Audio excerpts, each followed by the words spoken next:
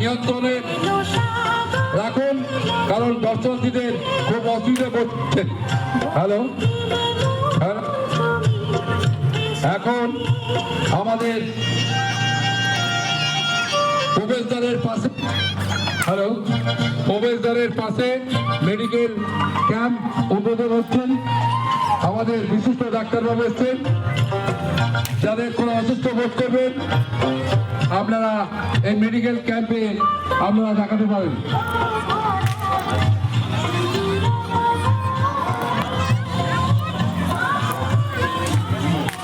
hello, doctor Asif,